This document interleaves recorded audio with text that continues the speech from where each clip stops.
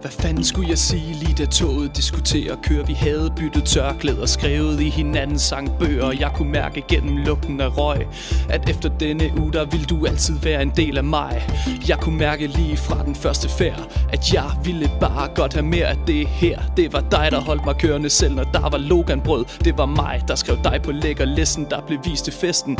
Næste morgen blev vi nomineret som lejrens bedste par, og jeg var pavestolt. Men det bedste var, at du var med mig, selv i det værste sving. Den dag de kaldte os to op til flaghejsning. De andre råbte Ismail, men du tog min hånd og førte mig sikkert op ad søen rundt om træet. Men så kom tiden, hvor vi skulle pakke lejren ned. Vi vidste begge to, hvad der kommer, mine øjne sved.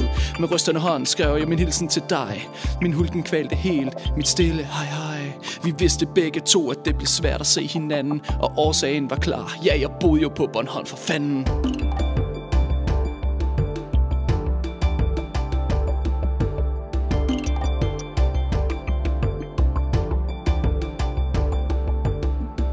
Med armene om hinanden så vi ind i bålet. Da vi startede det her, var det egentlig aldrig målet at ende op med ægte kærlighed og føle savn. Naturen er forbi, og jeg kun har min natteravn.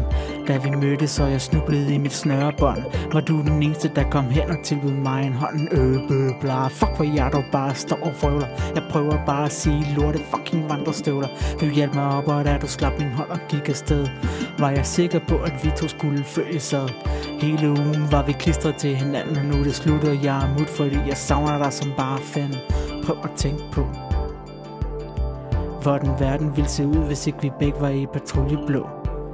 Hvis ikke vi kunne have flettet fingre, mens vi var på hike. Hvis ikke vi grinte af hinanden, da vi spurgte om vej. Hvis ikke vi havde hinanden, da regnen gik igennem jakken. Hvis ikke vi lå i ski og kotlede i bioarken, så ville vi ikke sidde sammen nu i bålet skær. Og vi ville måske aldrig tænke på hinanden mere.